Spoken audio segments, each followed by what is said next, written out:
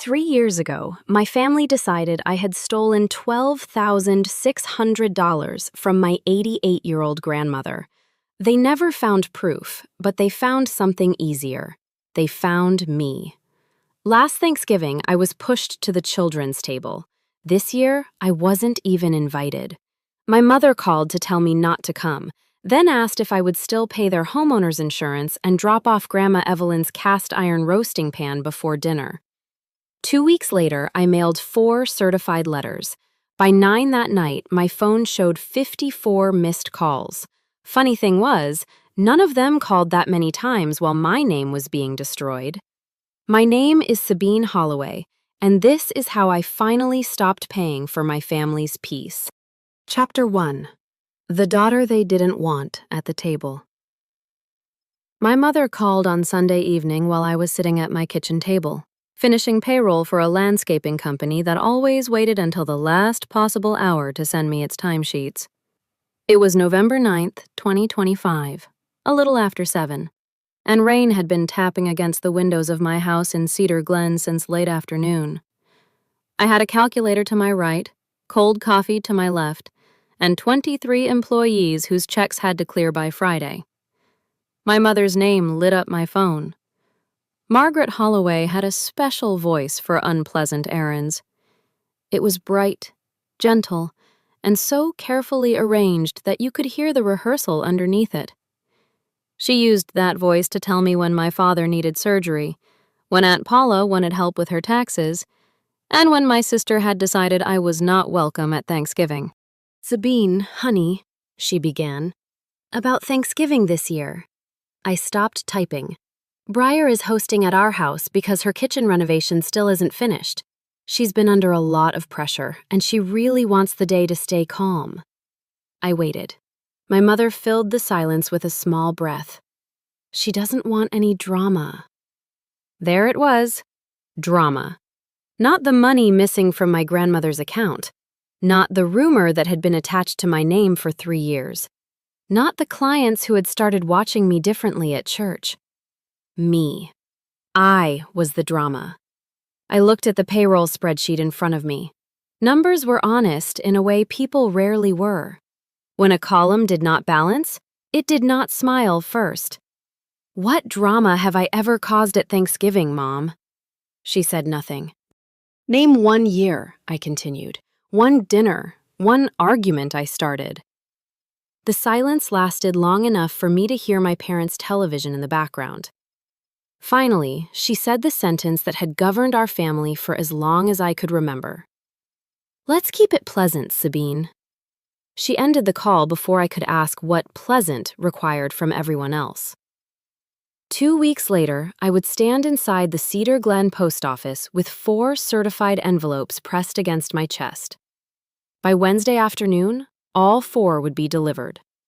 By 9 that night, my phone would show 54 missed calls and 28 text messages. Before midnight, my father, my mother, Briar, and Briar's husband Gavin would be standing under the porch light outside my house. They would not come to ask whether I had been innocent. They would come to make me take back what I had sent. But that Sunday night, I knew none of that yet. I was 38 years old and owned Holloway Accounting and Payroll on Sycamore Street. The office had my name on the front window, although most days it was only Nora Chen and me inside. We hired seasonal help during tax season, but the rest of the year we handled everything ourselves. I was known for returning calls, meeting deadlines, and never discussing one client's business with another. People trusted me with payroll, tax returns, bank reconciliations, and the quiet financial mistakes they did not want anyone else to see. My family trusted me with different things. They called when a bill looked wrong. They called when a contract needed reading. They called when someone had forgotten a tax deadline, needed money moved, or wanted a problem solved without having to admit the problem existed. Nora once told me my family treated me like an emergency fund with a phone number. I had laughed. The joke stayed with me because it was too accurate to disappear. 10 minutes after my mother hung up, she sent a text asking me to call back when I had a minute. For one foolish moment, I thought she might apologize. I called. She answered immediately. I just wanted to go over the logistics, she said. Of course she did. She asked whether I could leave Grandma Evelyn's cast iron roasting pan at the back door on Wednesday morning. Briar wanted to start the turkey early, and nobody else had a pan large enough. Then she asked whether I could call Miller's Butcher Shop and place the turkey order through my account because I received a long-standing customer discount. She saved the final request for last. The homeowner's insurance renewal had arrived. $2,180. You'll handle that like usual, won't you, honey? I stared across my kitchen at the dark window over the sink. I was not welcome through the front door, but they still wanted my grandmother's pan delivered through the back. They did not want me at the table, but they still wanted me to pay to protect the house where the table would be set. Mom, I said, I need you to answer one question. Her voice changed slightly. What question? Do you believe I took Grandma Evelyn's money? I heard the clock above her stove. That clock had always been too loud. I remembered it from childhood dinners, ticking through every silence no one in our family wanted to fill. 6 seconds passed. My mother did not say no. She said, "Don't make Thanksgiving about this." Something inside me became very still. For 3 years, I had told myself my mother was confused. I had told myself Briar had planted doubt, and Margaret had simply been too frightened to confront it. That answer showed me something else. My mother was not waiting for the truth. She had already chosen the arrangement she preferred. The family stayed pleasant. Briar stayed protected. I stayed guilty enough to keep everyone quiet. I ended the call and went to the cabinet beneath the pantry shelves. Grandma Evelyn's roasting pan sat on the bottom shelf. It was black cast iron, heavy enough that I needed both hands to lift it. She had used it for more than 50 years and given it to me on Thanksgiving in 2020, when her wrists could no longer manage the weight. Briar had complained jokingly that Grandma was giving away the family silver to the wrong granddaughter. Evelyn had laughed and called her B, the nickname she had used since Briar was little. Then Grandma looked at me and said I was the one who knew how to take care of things. Later that same day, while everyone else argued over seating, she had leaned toward me and said I did not owe anyone a seat at a table. I had not understood her then. I thought she meant I should stop worrying about where Briar placed me. I did not realize she was warning me about the price of belonging. I set the roasting pan on my kitchen table. I had not decided whether I would leave it at the back door. The next morning, Robert and Elaine Miller called my office. They had been clients for 6 years. Elaine said they needed to postpone their tax planning appointment because they were considering a few things after hearing concerns at church. She spoke kindly, which somehow made it worse. After the call, Nora came into my office carrying her laptop. She placed it on my desk and turned the screen toward me. A new 1-star review had appeared on our business page. The reviewer did not mention my grandmother or explain what I had supposedly done. The message was only one sentence. People should not trust this firm with an elderly person's money. Nora looked at me. Do you want me to respond? Not yet, I said. I asked her to take screenshots, record the time, and save the link. That was what I did when something hurt. I documented it. Around lunch, my phone buzzed with a message from my niece, Lily. She was 16 and working on a school assignment about family history and personal finance. She asked why Grandma Evelyn had chosen me to manage her accounts instead of my mother or Aunt Paula. I typed several answers and deleted all of them. In the end, I told her that Evelyn wanted someone who checked every bill and asked questions when the numbers did not match. Lily replied a minute later. Mom said all the questions were what caused the trouble. I read the message twice. Briar was teaching her daughter the same lesson our mother had taught us. The person who noticed the problem became the problem. That evening, a delivery driver left a cardboard box outside my front door.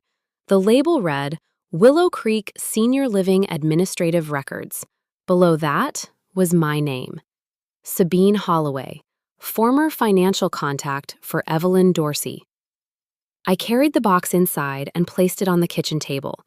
It sat beside Grandma Evelyn's cast iron roasting pan.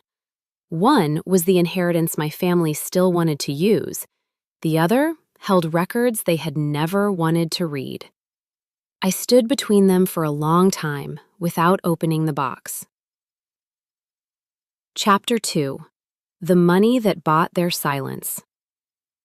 I left the box closed that night because some truths feel heavier before you know their exact weight. The last time money had pulled my family apart, it began with my father collapsing in a parking lot. In February 2021, Thomas Holloway had a heart attack outside the home goods store he had owned for almost 30 years. A customer found him beside his truck, one hand still wrapped around his keys. He needed triple bypass surgery and spent 9 days in the hospital. By the time he came home, my mother had arranged the medications, the follow-up appointments, and the story we were supposed to tell everyone. Dad was recovering. The store had only experienced a temporary slowdown. Everything was under control. The mortgage statements told a different story. My parents were 3 payments behind. I did not learn that because they sat me down and asked for help. My parents did not ask for money directly. They discussed financial disaster loudly enough for me to solve it. At Sunday dinner, my father mentioned that the bank had started using the word foreclosure. My mother said she could not imagine losing the house where she had raised her daughters. Then they looked at their plates and waited. I did what I had always done. I went home, reviewed my savings, opened a personal line of credit, and calculated how much it would take to bring the mortgage current, pay the hospital balance, and keep them stable through the end of the year. The number was $47,500. On March 12, 2021, Thomas and Margaret Holloway sat at my kitchen table and signed a promissory note. The payment was $425 a month. The interest rate was low enough that my father called it insulting. He signed anyway. Briar laughed when she heard about the paperwork. Only you could turn saving your own parents into an audit, she said. Everyone laughed with her. I told myself I did not care. The truth was that I cared more than I admitted. I did not only want my parents to keep their house. I wanted them to remember who had helped them keep it. I wanted the monthly payments to mean that the money had not disappeared into the same place as every other favor I had done for them. For 16 months, the checks arrived. $425 each. $6,800 in total. Then, after July 2022, they stopped. No warning, no explanation, no conversation. The silence around the missing payments became another family arrangement I was expected to understand without naming. I continued paying the homeowner's insurance, $2,180 a year. I told myself it was practical. If the house burned or flooded, everything I had already spent would be at risk. That was true. It was not the whole truth. The whole truth was that I was still trying to keep my place in the family by protecting the house that seemed to define it. While my parents stopped paying me, Briar and Gavin were hiding a crisis of their own. Gavin lost his sales job in October 2021.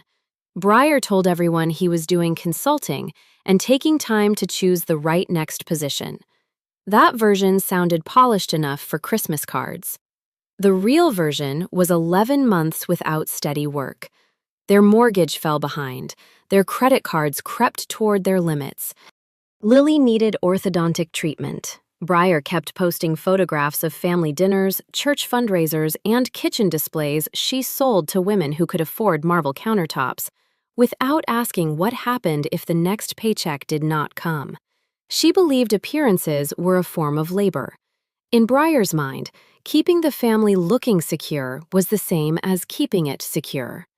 Grandma Evelyn had never trusted appearances. She moved into Willow Creek Senior Living in 2019 because she wanted help before she needed to be rescued. She chose Helen Abbott, her oldest friend, as personal representative in her will because she did not want my mother and Aunt Paula fighting over every decision. She chose me to handle her finances while she was alive. Each month, I reviewed the statements, matched Willow Creek charges to invoices, checked insurance reimbursements, and stored receipts. Her checkbook stayed in a locked valuables safe at the facility. Anyone who removed it had to sign a log. Evelyn said she chose me because I would notice when one number was wrong.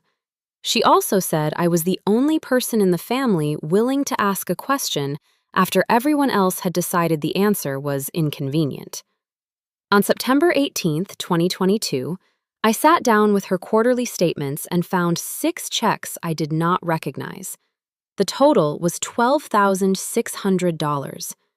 I checked the facility invoices twice, then the medical bills, then the insurance records. The checks matched nothing. They were not payments to Willow Creek.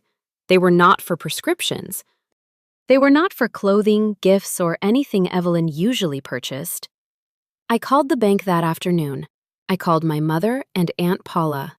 I sent both of them copies of the statements. I suggested hiring an independent forensic accountant so no one could say I was protecting myself. I also contacted Willow Creek and asked them to preserve every record connected to the valuables safe. I was the person who found the missing money. I was the person who reported it. I was the person asking for an investigation. That did not stop my family from looking at me. We met at my parents' house in early October. Breyer sat beside my mother with one hand resting on Margaret's shoulder. She did not accuse me directly. That would have given me something clear to answer. She said I was the only person who managed Evelyn's accounts and that we could not pretend it was irrelevant. Aunt Paula said Grandma was getting older and perhaps I had moved the money for a valid reason and forgotten to record it. I opened the folder in front of me. I had statements, reconciliation sheets, copies of invoices, and a written timeline. Ask me anything, I said. No one touched the folder. My father folded his arms. This family is not a courtroom, he said. The sentence ended the meeting. It did not end the suspicion. Aunt Paula mentioned to someone in the women's ministry that the family was dealing with a sensitive financial matter. By the time the story crossed 3 church pews and 2 kitchens, I was no longer the person who had discovered missing money. I was the accountant suspected of taking it from an elderly woman. In November, the Ohio Board of Accountancy received an anonymous email questioning my professional ethics. I was asked to provide records. I did. The matter was closed in January 2023 without action. There was no evidence I had violated anything. The people in Cedar Glen remembered the word investigation. Very few remembered the words closed without action. Grandma Evelyn died in April 2023. She was 88. Daniel Keene handled the probate, and Helen served as personal representative. The final accounting was approved by the probate court that November. Every transaction I had made was supported by an invoice or receipt. The missing $12,600 appeared separately as unauthorized withdrawals, source unresolved. My mother and Aunt Paula received copies because they were beneficiaries. Neither called me. The court had cleared my name. My family behaved as if the court had simply failed to understand us. At Thanksgiving that year, my mother placed me at the smaller table with the children. The next year, she suggested I come only for dessert. In 2024, she offered to set aside a plate for me to collect later. Each year, my place at the table became smaller. The requests did not. They still asked me to review bills, prepare taxes, order the turkey, bring Grandma's pan, and pay the insurance. My presence became optional. My usefulness remained mandatory. The cardboard box stayed closed until after midnight. When I finally cut the tape, most of what I found was ordinary. Care plans. Menus Grandma had marked with a pencil. A photograph of her at a summer picnic wearing sunglasses too large for her face. Medication invoices. The faded recipe card for her turkey brine. Near the bottom was a photocopy of the valuables safe log. I almost placed it aside with the other administrative forms. Then I saw the name. B. Kent, granddaughter. The checkbook had been signed out on June 6, 2022. It had been returned on August 17th. B was what Grandma Evelyn had called Breyer since she was a child. I pulled the old bank statements from my office file and laid them beside the log. The first unfamiliar check had been issued less than 2 weeks after Breyer took the checkbook. For 3 years, my family's story had carried only my name. Now the paper on my kitchen table carried hers. Chapter 3. The records they refused to read. I did not call Breyer that night. A signature in a safe log proved access, not theft, and I had spent too many years being judged by implication to start doing the same thing to someone else. I did not call the police. I did not post the page online. I did not send it to Lily. The next morning, I called Willow Creek Senior Living and asked for Carla Ruiz, the administrative records manager whose name appeared on the cover sheet inside the box. Carla returned my call just before noon. I need to confirm a name in one of your valuables logs, I said. Which resident? Evelyn Dorsey. I heard keys moving beneath her fingers. What name are you looking at? B. Kent. Carla paused. That was Breyer Holloway Kent. She used B on several visitor forms. Granddaughter. I closed my eyes. Was the checkbook actually released to her? Yes. Our procedure required the family member to sign the item out, list the relationship, and sign again when it was returned. The log you received was an administrative copy. I can provide a certified copy from the archived record. Please do. Carla's voice softened. Is there a problem? There may have been one for 3 years. She did not ask for details. That was one of the things I had come to appreciate about professionals. They knew when a question belonged to someone else. Daniel Keene met me the following afternoon in his probate office near the county courthouse. His conference room smelled like old paper and coffee that had been reheated too many times. I placed the safe log beside the bank statements. Daniel studied the dates before reaching for Evelyn's probate file. I still have the check images, he said. The copies he produced were clearer than the ones I had received from the bank in 2022. 2 of the larger checks had been processed through the mortgage servicer connected to Breyer and Gavin's house. One check for $2,700 had gone to the orthodontic office, where Lily received treatment.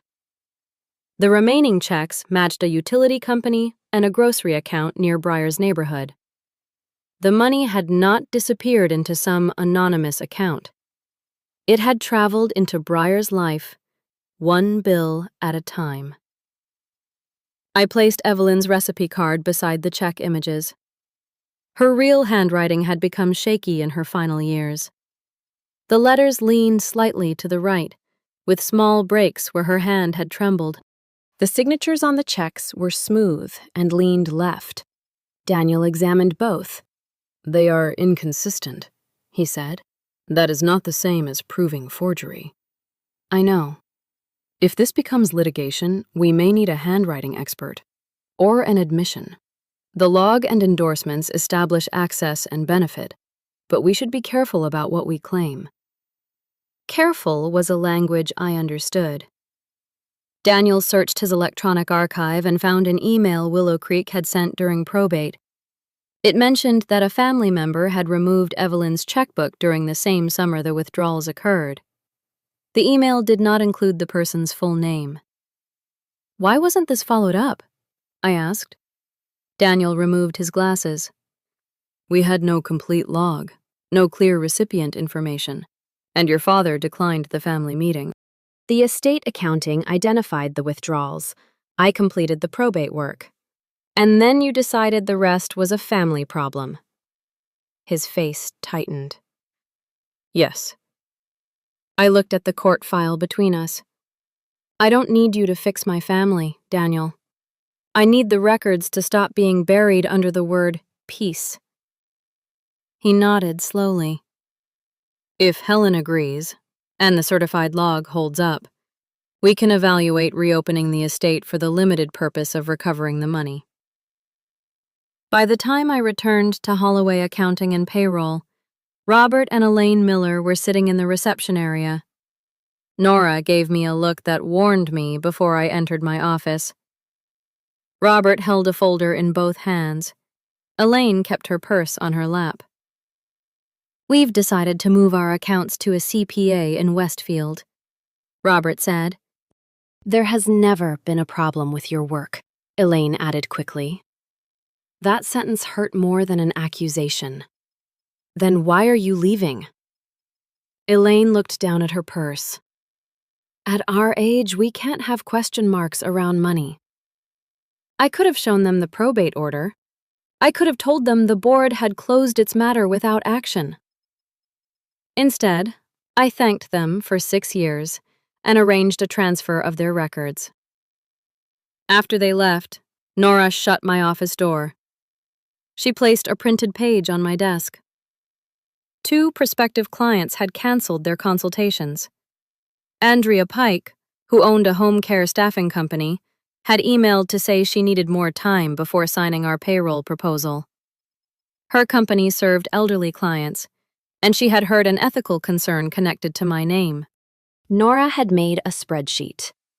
Lost annual revenue, at-risk proposals, hours spent documenting the review, potential damage if existing clients began asking questions.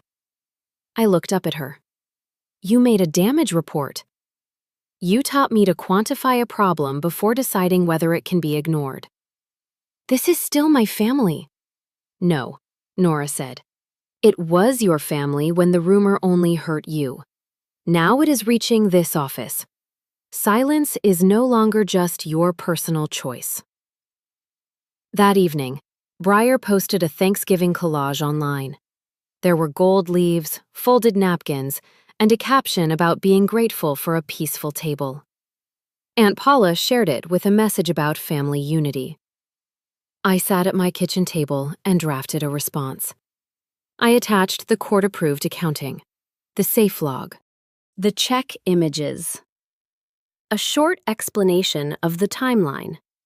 Every sentence was accurate. Nora read it over the phone. There is nothing false in it, she said. My cursor hovered over the publish button. Then I pictured Lily learning what her mother had done through comments from church members and distant relatives. I pictured Evelyn's final years becoming content for people who liked drama more than truth. I deleted the post. Breyer knew how to control a story. I knew how to create a record. The next afternoon, Lily texted me. Is B. Kent my mom? I sat very still before answering. What did you see? A paper on the kitchen counter. Mom took it away when I asked. Did she explain it? She said I shouldn't make things worse before Thanksgiving. I did not send Lily the log. I did not tell her what I suspected. I only told her the adults needed to handle it. Breyer called 10 minutes later. What are you telling my daughter? Nothing. She knows about the log. She saw it in your house. Stay away from Lily, Sabine. I have never told her who took Evelyn's money. The line went quiet. Breyer did not say she had never taken it. She only asked what I had told Lily. That silence was not proof, but it told me where her fear lived. She was not asking whether I believed the documents. She was trying to calculate how much I knew. I saw Aunt Paula outside Cedar Glen Community Church the next morning. She was loading donation boxes into her car. When she noticed me, she closed the trunk too quickly. "Your mother is already upset," she said. "If you involve lawyers, it could break her." "Did Grandma ever tell you Briar took her checkbook?" Paula's face changed. Only for a second. It was enough. "She mentioned something once," she said. "What exactly?" "She said B had taken the checkbook, but Evelyn was getting older. She mixed up dates." "Did you check?" "No." "Did you tell anyone when the family decided I was responsible?" Paula looked toward the church doors. "Briar had Lily. Gavin was struggling. You have always known how to take care of yourself." There it was. The reason families choose certain people to carry the blame. Not because they are the weakest, because everyone assumes they will survive it. Rebecca Sloan reviewed the documents in her office 2 days later. She separated them into 3 neat stacks. The first concerned my parents' promissory note. "The note is still potentially enforceable," she said. "The principal balance is $40,700. We send a formal demand before discussing further action." The second stack concerned my business. "The court accounting and documented losses support a cease and desist. We stay precise. We do not accuse anyone of a crime we cannot yet prove." The third stack belonged to Evelyn's estate. "The $12,600 is not yours to collect personally. Helen and Daniel will need to handle the probate process. I can coordinate and preserve the evidence." "Will Briar be arrested?" Rebecca looked directly at me. "I am not going to promise you that. The realistic goals are correction, repayment, protection of your business, and stopping further statements. Litigation remains an option if they refuse." I asked her to prepare the letters, but not send them yet. I made one final binder instead. The court accounting went first, then the certified safe log, then the check images, transaction dates, Daniel's letter, and a neutral summary. I drove to my parents' house that afternoon. My father came to the door, but did not open the screen. "I need 10 minutes, I said. "No accusations, just documents." "You'll not bring lawyers into this family." "There are no lawyer letters in this binder." He looked at it as though it might explode. "These are the records you refused to read 3 years ago." Thomas did not reach for them. I placed the binder on the welcome mat. "It will still be true whether you read it or not." The next afternoon, the binder was in my mailbox, wrapped with a rubber band. A yellow sticky note was attached to the cover in my mother's handwriting. "Please keep this pleasant." Before leaving the binder, I had placed a small tab slightly outside the edge of the first page. Now the tab had been pushed back inside. The first page carried the probate court stamp. The second page was the safe log with B. Kent's name. Every page after that remained exactly where I had placed it. My mother had opened the binder. She had looked far enough to know Briar was connected to the checkbook. Then she had stopped. For 3 years, I had told myself Margaret did not know the truth. Standing beside my mailbox with the unopened pages in my hands, I understood something worse. She had seen the door leading to it and chosen to close it. Chapter 4. 4 certified letters. That realization did not make me angry right away. It made me tired. Not the kind of tired that sleep fixes, the kind that comes when you finally stop arguing with a pattern you have spent years trying to explain away. By Saturday evening, the binder was still sitting on the table near the Willow Creek box. My mother left a voicemail at 7:12. She did not mention the court order. She did not mention Breyer's name in the safe log. She did not ask about Robert and Elaine Miller or the review attacking my business. She sounded almost cheerful. "Sabine, honey, just a reminder that Breyer needs Grandma's roasting pan before 10 on Wednesday. Leave it at the back door so no one gets upset." There was a pause long enough for paper to move near the phone. "Oh, and the homeowner's insurance renewal came. $2,180. You'll take care of it like always, won't you? Love you." I listened twice. The second time, I did not hear a request. I heard the entire arrangement. They did not want me inside the house. They wanted the house protected by my money. They did not want me at the table. They wanted the pan I had inherited placed on it. They did not want my questions. They wanted every useful thing my questions had allowed me to build. On Monday morning, Andrea Pike sent an email to the office. She was postponing the payroll contract until what she called the ethical concern involving an elderly client had been resolved. Nora stood in my doorway while I read it. Then she placed her damage report on my desk. The Millers' annual fees were gone. Andrea's contract was delayed. 2 consultations had been canceled. The review remained public. Hours we should have spent serving clients had been spent saving screenshots and documenting rumors. "This is not only hurting you anymore," Nora said. "I know. Do you?" I looked up. She tapped the folder Rebecca Sloan had prepared. "Evidence does not protect anyone if you keep it in a drawer." Rebecca had drafted 4 letters. The first was addressed to Thomas Holloway. The second was addressed separately to Margaret Holloway.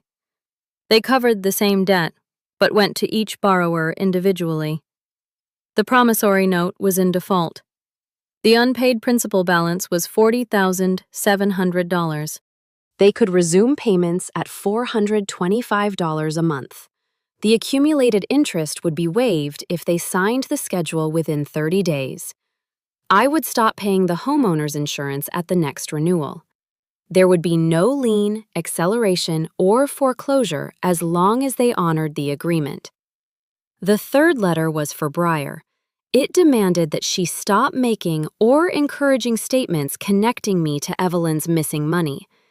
It required her to preserve financial records and send a written correction to the people who had received the earlier version. It also informed her that Helen and Daniel were evaluating steps to recover $12,600 for the estate. Rebecca offered repayment as an alternative to litigation. The fourth letter was for Paula. It included the probate accounting and required her to stop repeating claims the court records did not support. It asked her to identify the people she had spoken to and correct anything she had said within the church finance committee. The letters were calm. There were no accusations written in anger, no childhood grievances, no description of the children's table or the dessert invitations, only balances, dates, documents, and choices. I signed each one. My hand did not shake. On Monday, November 24th, I carried the envelopes into the Cedar Glen post office. Marcy Doyle was working the second counter. She had handled my business mail for years and knew I preferred tracking on anything involving tax documents. "Certified with return receipts?" she asked. Yes. There were 6 people behind me. Twice I looked toward the door. Some part of me still expected my mother to call and say she had finished the binder. I imagined her voice admitting she had seen Breyer's name and understood what the court accounting meant. I imagined my father asking me to come over and sit at the kitchen table. None of that happened. What had happened was simpler. My mother had opened 2 pages, closed the binder, and called about the insurance. Marcy pressed the labels onto the envelopes. 4 stamps came down against the counter. She slid 4 green receipts toward me. Anything else? No, I said. That is everything. Monday passed without a call. Tuesday did too. I worked.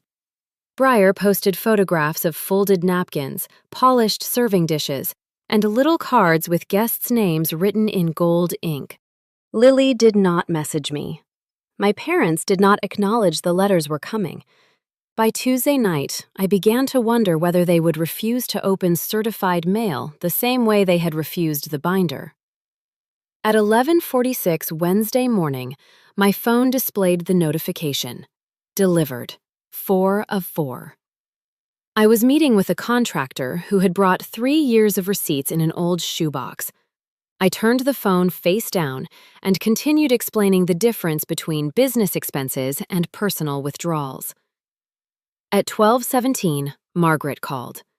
Before her call finished ringing, Thomas called, then Paula, then Breyer. By 1 o'clock, I had 8 missed calls. At 3, there were 21. By 6, the number had reached 40.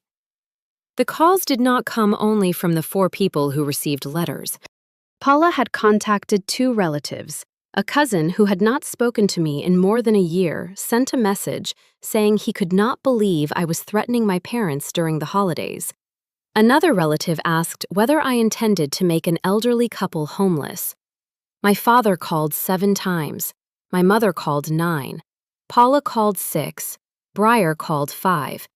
Gavin called twice and left no message. No one asked whether the court accounting was real. No one asked whether Breyer's name was truly on the log. No one asked whether I had been innocent. They asked why I had chosen Thanksgiving. They asked why I had involved the church. They asked what I had told Lily. They asked what other records I possessed. For 3 years, my family had been able to tolerate the consequences as long as they belonged to me. It took less than an afternoon for them to panic when the consequences were addressed to their own names. Baila's third voicemail sounded more frightened than angry. Sabine, Reverend Samuel has asked me not to handle the weekend donations until the committee reviews this. Do you understand what you have done? I almost called back to tell her I understood exactly. She had used her position around other people's money to make questions gather around my name. Now, one documented letter had placed questions around hers. Reverend Samuel had not removed her from the committee. He had only asked her to step away temporarily until the facts were clear. It was more caution than anyone had offered me. At Breyer's house, the letter created a different kind of problem. Gavin had finally seen the check images. One payment carried the name of their mortgage servicer. Another matched Lily's $2,700 orthodontic bill. According to the short voicemail he eventually left, Breyer had always described the money as a family loan. That evening, he confronted her. I learned the details later, but I could hear part of the argument behind one of Breyer's calls. You said someone helped us. Someone did. Who? We needed the money. That is not an answer. Breyer's voice rose. Why did you never ask who loaned it to us? Where were the papers, Gavin? When were we supposed to pay it back? He went quiet.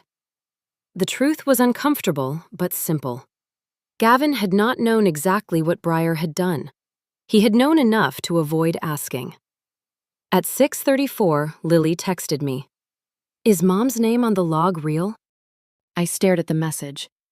Before I answered, another appeared. She says I'm making everything worse. Then a third. She told me to keep it pleasant. The phrase had moved into the next generation. It was no longer only being used to keep me quiet. Now it was being handed to Lily as a warning against asking what her mother had done. I replied that the name in the certified record was real, but the adults needed to handle the rest. I told her none of this was her responsibility. After the office closed, Nora brought takeout to my house. We sat at the kitchen table between Evelyn's pan and the returned binder. By 9, the phone showed 54 missed calls and 28 messages. We played the voicemails one at a time. My father was furious. Lawyers, Sabine. Against your own parents. Call me tonight. My mother sounded smaller. Whatever you think happened, we can discuss it after Thanksgiving. Please do not do this now. Paula talked about the church committee. Gavin said only that he needed to speak with Briar before he spoke to me. Briar's voicemail was the shortest. Call me before Mom and Dad see everything else. Nora put down her fork.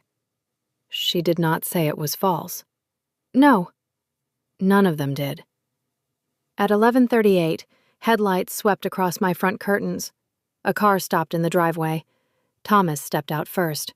Margaret followed, clutching her coat closed at the neck. Briar got out from the back seat. Gavin remained behind the wheel for several seconds before opening his door. He stayed beside the car, separate from the others. Nora took her coat and left through the side entrance. I opened the front door, but did not invite anyone inside. Instead, I stepped onto the porch and closed the door behind me. My father came to the bottom of the steps. His face was red, his shoulders rigid. What do you think you're doing to this family? I looked at the 4 people who had called me 54 times in one evening. Not one of them had called that often during the 3 years my name was being destroyed. Chapter 5. I kept my name. My father climbed the first step and pointed toward the closed door behind me. This is your home, he said, but we are still your family. He said family as if the word canceled every number written in the letters. Lawyers do not belong in this, he continued. Thanksgiving is tomorrow. Your mother has been crying all day, and now you are threatening the house we raised you in. I kept my hands at my sides. No one is taking your house. That is not what the letter says. The letter says you owe $40,700. It says you can resume the same monthly payment you already agreed to. It says there will be no lien, acceleration, or foreclosure if you follow the schedule. Thomas stared at me. A good daughter would not do this the night before Thanksgiving. I looked at the porch railing between us. For 3 years, you have kept me outside this family. Tonight, you are standing outside my door because the consequences finally reached yours. Margaret made a small sound behind him. Thomas demanded that I tear up the letters.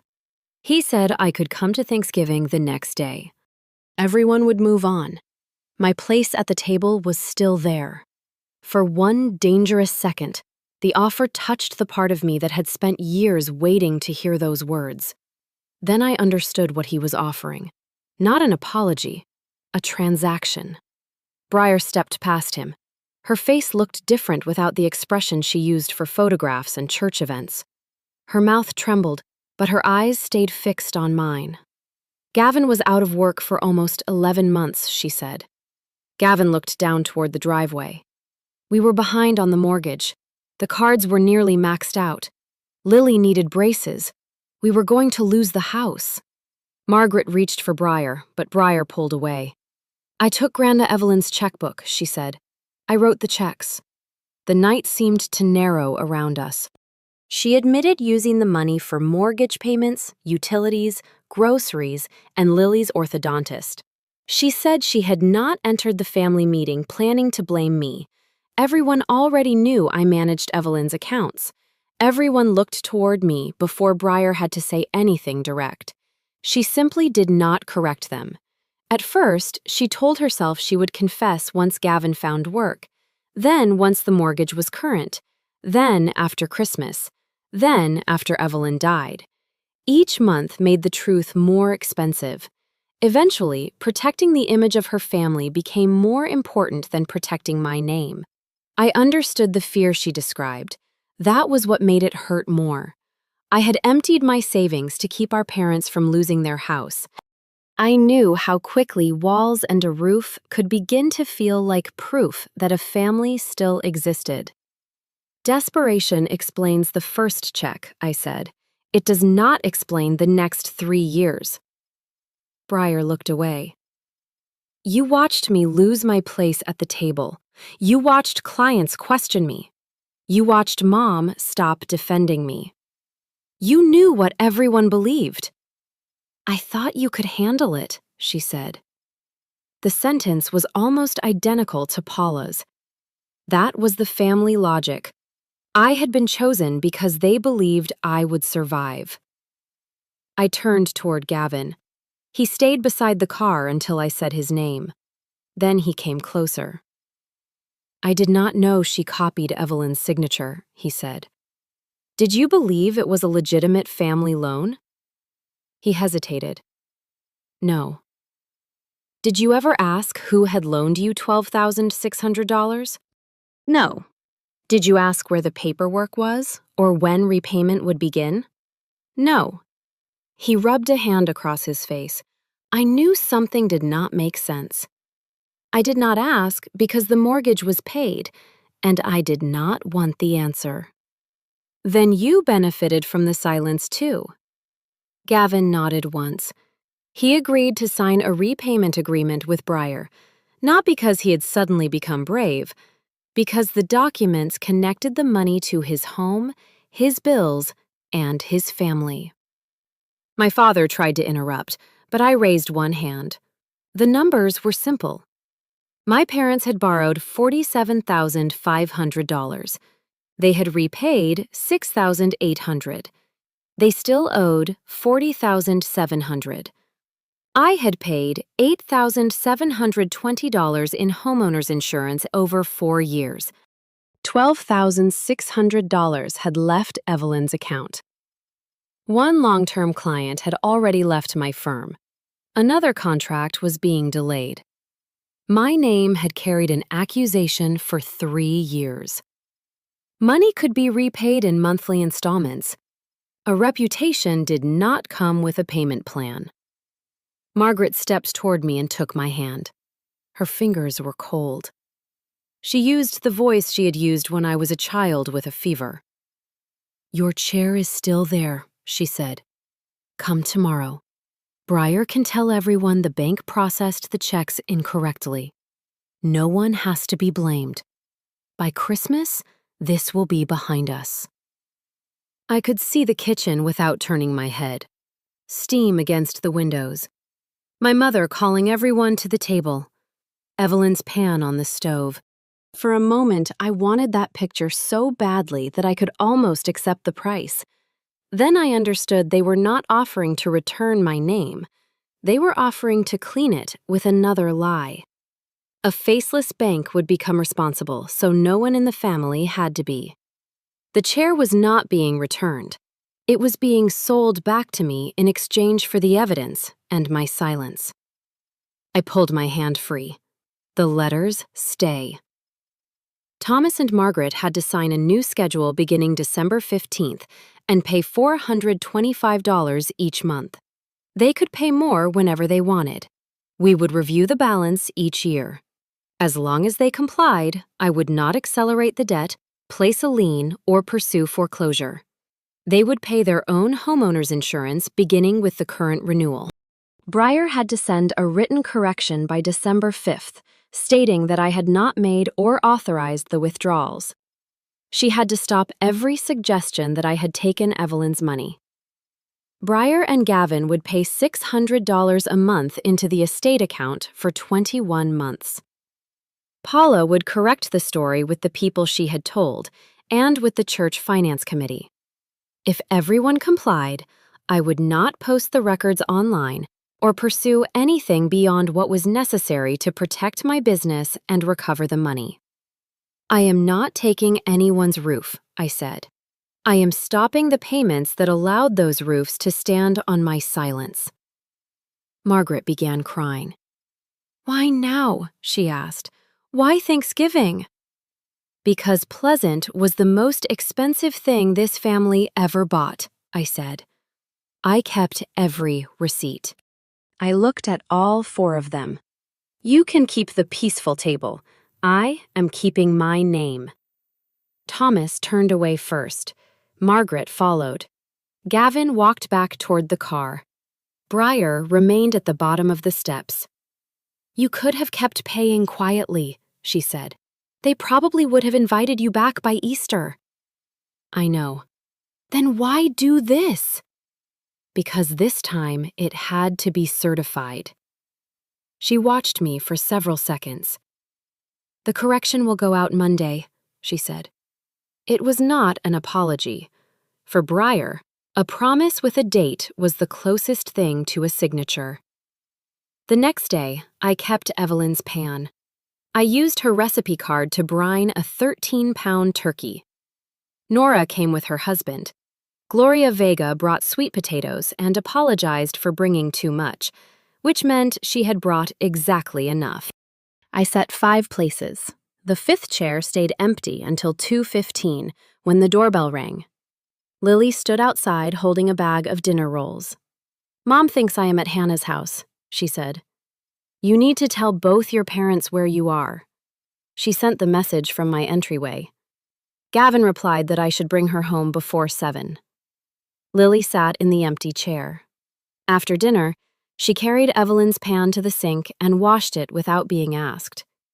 That was when I understood inheritance had very little to do with who controlled the family photograph.